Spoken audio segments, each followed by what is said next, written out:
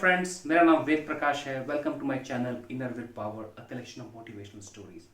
आज मैं जो आपको कहानी सुनाने जा रहा हूँ वो एक ऐसे स्पोर्ट्स पर्सन की कहानी है जिनकी जन्म तिथि को भारत में नेशनल स्पोर्ट्स डे के रूप में मनाया जाता है। वो जब खेलते थे वो भारत के इतिहास में गोल्डन पीरियड हुआ करता था। वियना में उनकी एक मूर्ति है जिसके 4 हाथ हैं और चारों हाथ में हॉकी स्टिक्स है, एक भगवान की तरह। एक बार हॉलैंड में खेलते हुए वहाँ के ऑफिशियल्स ने उनके हॉकी स्टिक को तोड़ दिया और ये देखना चाहा कि कहीं उसमें चुंबक तो नहीं लगा हुआ है। जी हाँ दोस्तों, मैं बात कर रहा हूँ हॉकी के जादूगर मेजर ध्यानचंद की। उनमें हॉकी खेलने की प्रतिभा जन्मजात नहीं थी और उन्होंने सतत साधना, अभ्यास, लगन, संघर्ष और संकल्प के सहारे ये प्रतिष्ठा अर्जित की थी। आइए उनकी कहानी सुनते हैं और उनके जज्बे को सलाम करते हैं। मेजर ध्यानचंद का जन्म 29 अगस्त 1905 को इलाहाबाद में हुआ था। उनका असली नाम ध्यान सिंह था। वे 1922 में 16 वर्ष की आयु में साधारण शिक्षा प्राप्त करने के बाद दिल्ली स्थित सेना के प्रथम ब्राह्मण रेजिमेंट में एक सिपाही की हैसियत से भर्ती हो गए थे। उनकी पहली तनख्वाह महीने की महज 5 रुपये थी। जब वे सेना में भर्ती हुए उस समय तक उनके मन में हॉकी के प्रति कोई विशेष दिलचस्पी नहीं थी। ध्यानचंद को हॉकी खेलने के लिए प्रेरित करने का श्रेय रेजिमेंट के एक सूबेदार मेजर तिवारी को जाता है। वे दिन में काम करने के बाद रात को चांद की रोशनी में प्रैक्टिस करते थे और इसलिए उनका नाम ध्यानचंद पड़ा। उनको हॉकी के जादूगर का खिताब 1924 में पंजाब इन्फेंट्री टूर्नामेंट में एक मैच खेलने के बाद मिला। उनकी टीम 2-0 से हार रही थी और सिर्फ अंतिम के 4 मिनट बाकी थे। तभी उनके कमांडिंग ऑफिसर ने जोर से बोला, ध्यानचंद कुछ करो। और फिर ध्यानचंद ने 3 गोल किए और मैच को 3-2 से जीत लिया। तभी से उनको हॉकी का जादूगर कहा जाता है। वे बहुत ही नम्र स्वभाव के और बहुत ही धैर्यवान व्यक्ति थे। एक बार कलकत्ता में खेलते हुए उनके विरोधी ने उनके सिर पे हॉकी स्टिक दे मारा।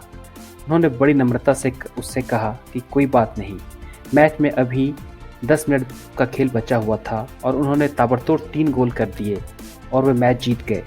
उसके बाद उन्होंने उस विरोधी को कहा कि मैंने अपना बदला ले लिया। वे साल 1922 से 1926 तक सेना की ही प्रतियोगिताओं में हॉकी खेला करते थे। 13 मई 1926 को न्यूजीलैंड में पहला मैच खेला था, जो कि उनका पहला अंतर्राष्ट्रीय मैच था। उन्हें ऐसे ही करिश्माई खिलाड़ी नहीं कहा जाता था। न्यूजीलैंड में 21 मैचों में से 18 जीते, 2 मैच ड्रॉ रहे और सिर्फ 1 में हारे। पूरे मैचों में इन्होंने 192 गोल बनाए। 27 मई 1932 को श्रीलंका में 2 मैच खेले। एक मैच में 21-0 तथा दूसरे मैच में 10-0 से विजयी रहे।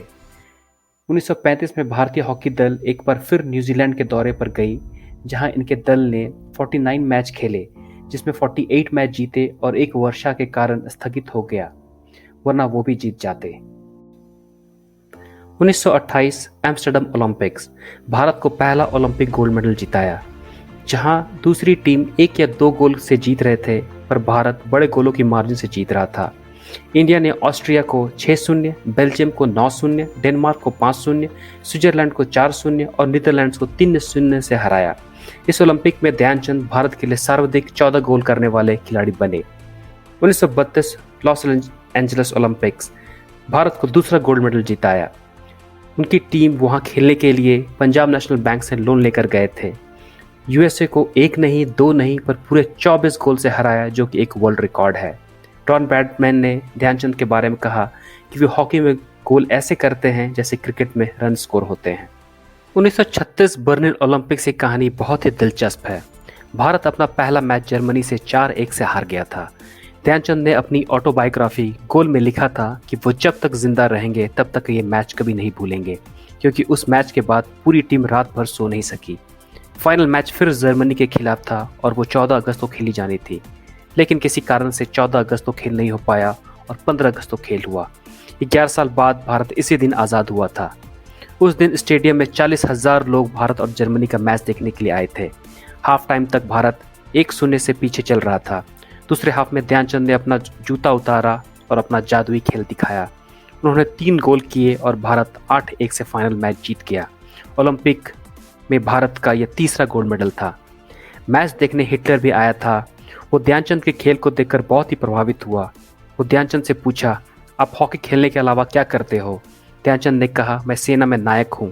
हिटलर ने कहा कि जर्मनी आ जाओ, उन्हें जर्मनी में ऊंचे रैंक दिया जाएगा, पर ध्यानचंद ने मना कर दिया और कहा कि भारत बिकाऊ नहीं है और वो भारत के लिए खेलेंगे। हिटलर पूरी दुनिया पर रूल करता था, पर ध्यानचंद ने हिटलर पर रूल कर दिया। उन्होंने अपने खेल जीवन में 1000 से अधिक गोल दागे। जब वो मैदान में खेलने के लिए उतरते थे तो गेंद मानो उनकी हॉकी स्टिक से चिपक सी जाती थी। वे 3 बार ओलंपिक के स्वर्ण पदक जीतने वाली भारतीय हॉकी टीम के सदस्य रहे। केवल हॉकी के कारण ही सेना में उनकी पदोन्नति होती गई। 1927 में लांस नायक बना दिए गए, 1932 में नायक नियुक्त हुए, 1937 में उन्हें सूबेदार बना दिया गया, 1943 में लेफ्टिनेंट नियुक्त हुए। भारत के स्वतंत्र होने पर 1948 में कैप्टन बना दिए गए और फिर बाद में उन्हें मेजर बना दिया गया। 1956 में भारत के प्रतिष्ठित नागरिक सम्मान पद्म भूषण से सम्मानित किया गया। 2021 में मोदी सरकार ने खेल के सबसे ऊंचे पुरस्कार का नाम राजीव गांधी खेल रत्न पुरस्कार से मेजर ध्यानचंद खेल रत्न पुरस्कार कर दिया। भारत के गुलाम रहते ध्यानचंद ने हॉकी के जरिए अंतर्राष्ट्रीय स्तर पर भारत की अच्छी छवि बनाई थी। क्रिकेट में जो स्थान डॉन ब्रैडमैन का है, फुटबॉल में जो स्थान पेले का है, वैसे ही हॉकी में मेजर ध्यानचंद का है। उन्होंने हिटलर को कहा था कि ये मेरे देश की जिम्मेदारी नहीं कि वो मुझे आगे बढ़ाए, पर ये मेरी जिम्मेदारी है कि मैं देश को आगे बढ़ाऊं। वो एक साधारण व्यक्ति थे, पर उन्होंने हॉकी के खेल में असाधारण कारनामे किए और भारत का नाम पूरे विश्व में रोशन कराया। दोस्तों, मेजर ध्यानचंद के जीवन से हमें बहुत कुछ सीखने को मिलता है। अगर आप कुछ पाना चाहते हैं तो उसके लिए कठोर परिश्रम, प्रयास, संघर्ष और संकल्प करना चाहिए, तभी जाके वो चीज़ आप पा सकते हैं। आशा करता हूँ आपको ये कहानी अच्छी लगी होगी और ये आपकी ज़िंदगी में सकारात्मक बदलाव लाएगी। जल्द ही मिलते हैं एक नई प्रेरणादायक कहानी के साथ एक नई वीडियो में। तब तक के लिए स्टे मोटिवेटेड, स्टे फोकस्ड। अगर वीडियो अच्छी लगे तो लाइक एंड शेयर करें और चैनल को सब्सक्राइब करें। Thank you.